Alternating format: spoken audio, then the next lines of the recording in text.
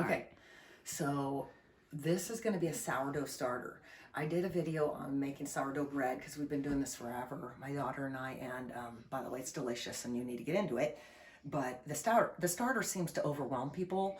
They're really overthinking it, and it makes sense because, you know, everything in this world is meant for you not to understand it, and you have to have like a passcode and a loophole to figure it out. We're going to cut to the chase, okay? You need no tools. Now, I do have a few things. You don't need measuring spoons. I just grab that, okay?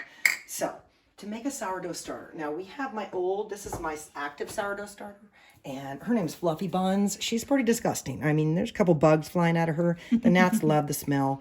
All sourdough starters will look like this on your jars after a while. It doesn't matter. Who cares, you know? She's very active. You can see the holes in there. Very happy, delicious. So, now, how I started that, we'll feed her and we'll start a new one to show you. So, there's all kinds of flours you can use.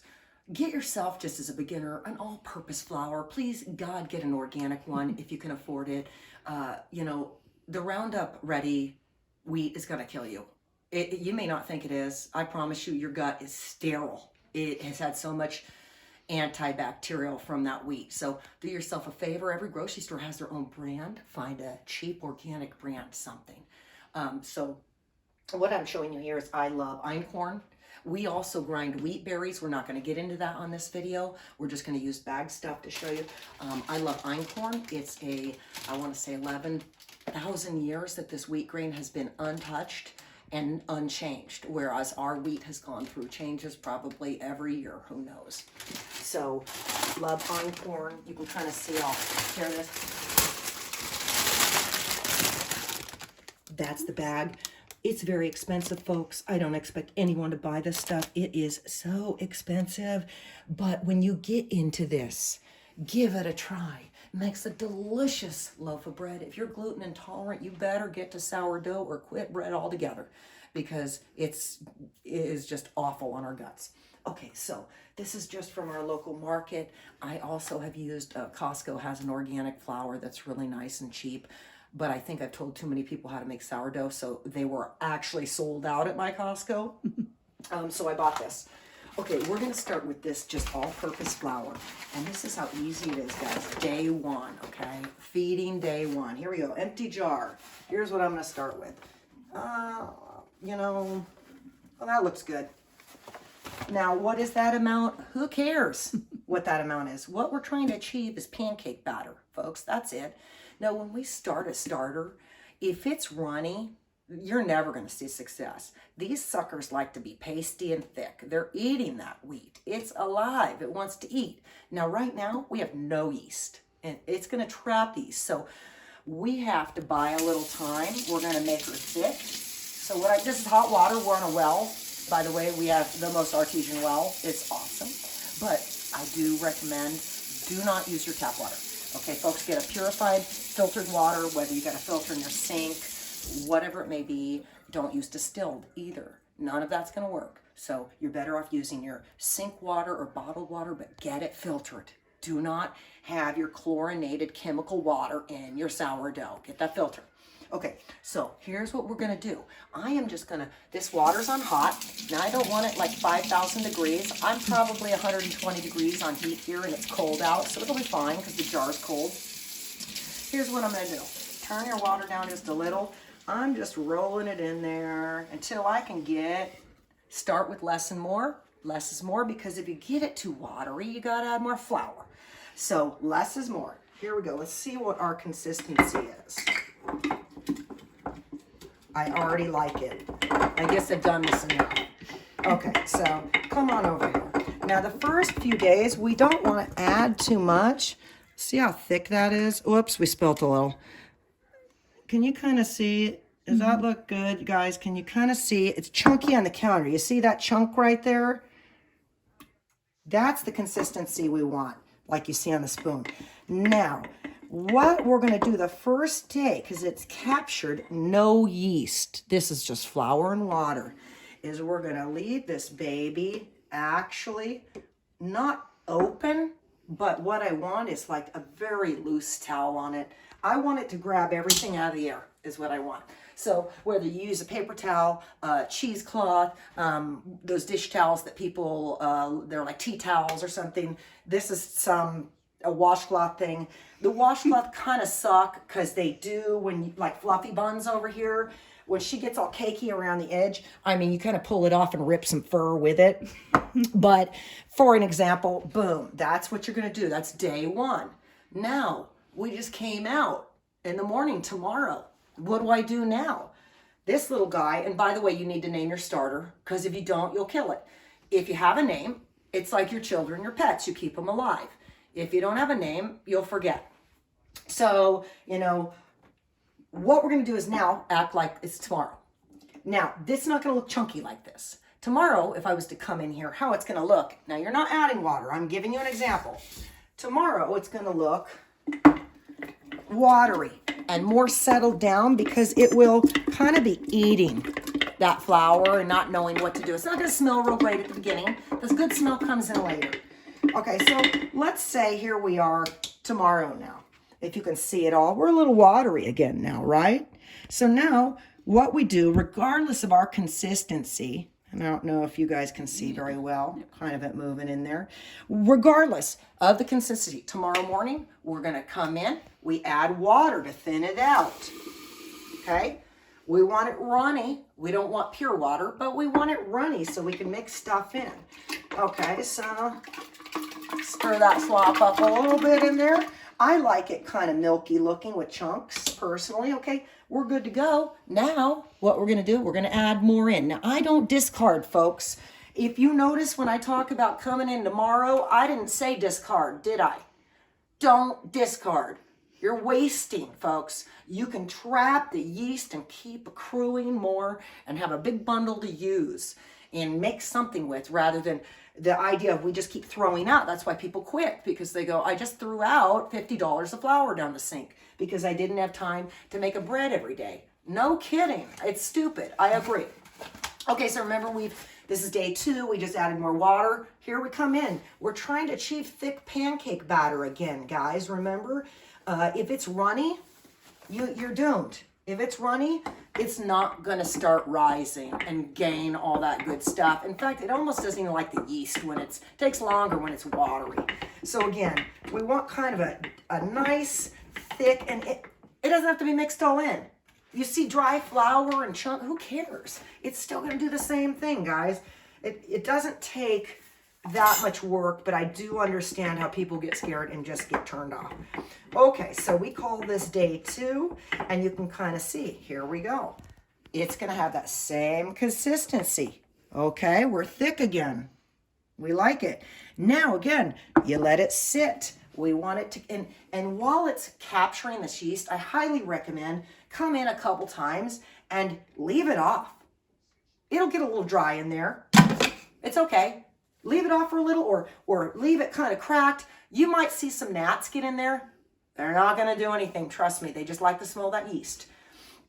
If your home is super cold, it'll take forever to get it active. I highly suggest a warm spot in the house. If you have on top of the fridge, somewhere near the stove. I have plant mats because we do thousands of seedlings. I always shove fluffy buns in with the plants. I mean, she just loves it and gets all perky and fluffy and ready to make bread in a second. So warmth is the key. You don't see activation, it's cold. It's hard for stuff to do that. Okay, so this one pretty much just needs more time every day to be fed. You usually cannot make bread until about 7 days of feeding has occurred.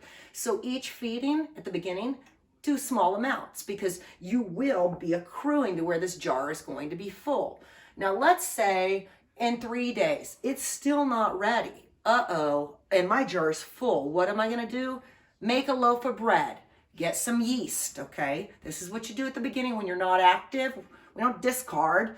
Get a packet of yeast, get a bundle of yeast, get some yeast, instant yeast, and you're going to get your recipe out and just make the sourdough bread, which I will post the recipe. I use it by weight. The sourdough recipe is flour, water, salt, starter. When our starter is not active, a packet of yeast. That way we can start making use of this, even though it's not highly active. Then you've used discard. right? It's gone. We're able to keep feeding and get it more active because it does take time. Now, let's say this commonly happens. So Fluffy Buns, she hasn't been fed. She looks fluffy because I overfed her, but I don't think I fed her yesterday. I go days sometimes without feeding. I let them starve. I personally love the smell of a starved sourdough. If you really want to get that stinky yumminess, starve them a little bit. Don't feed it. You'll be able to reactivate instantly with lots of flour. And I'll kind of show you with Fluffy Buns how I'm going to get her going. Because this jar, as you can see, this gallon jar is pretty full.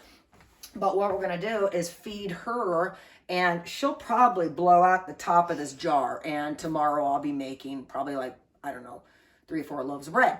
So let's feed what is an inactive starter that is going to be very happy tonight, because she is, even though it looks active, that's not active. That's a not active starter, but it definitely has lots of yeast, and you can see the pockets.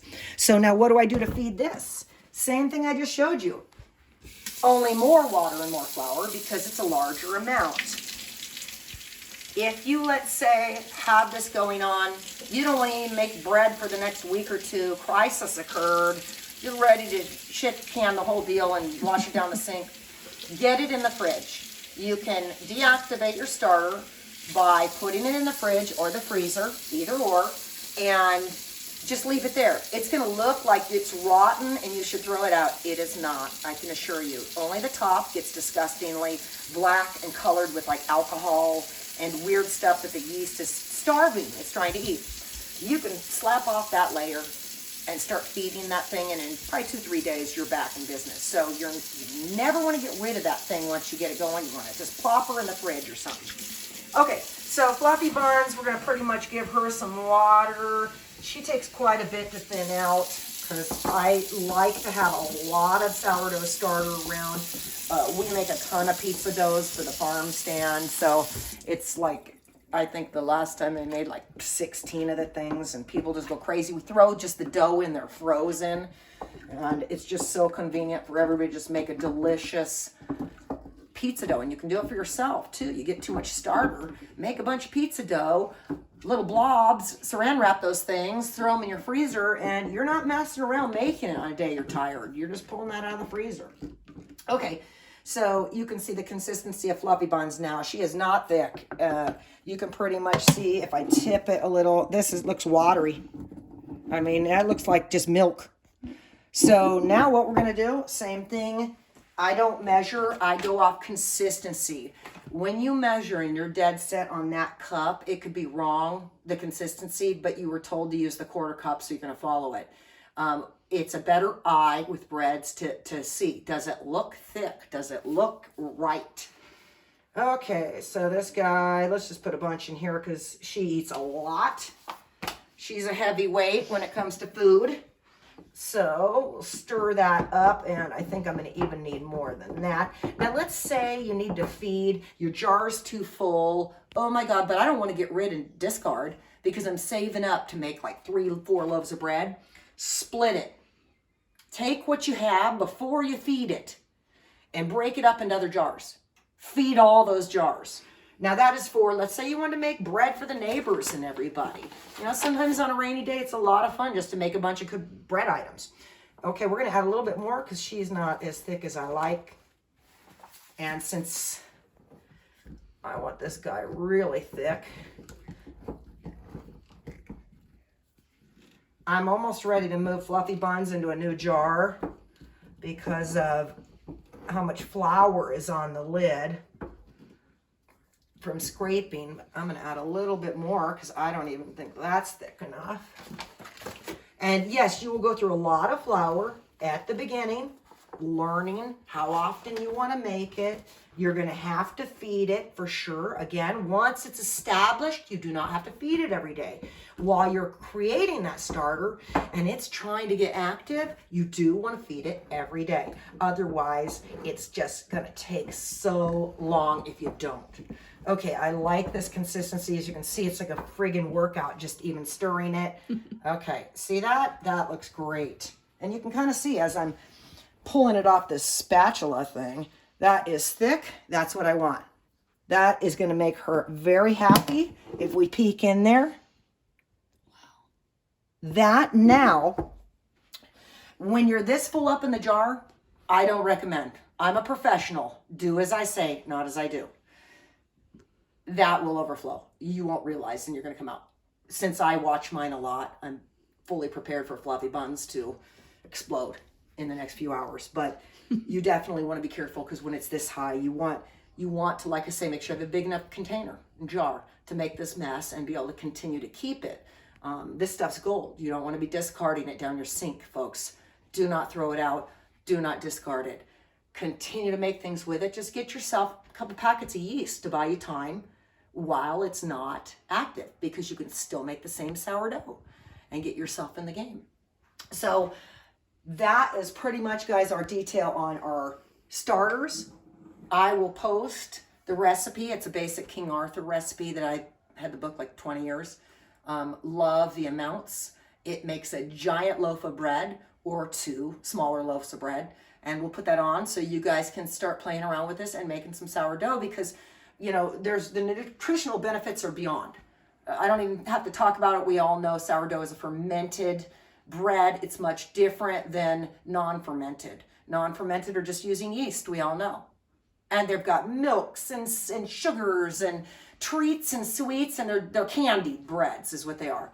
True sourdough is not that.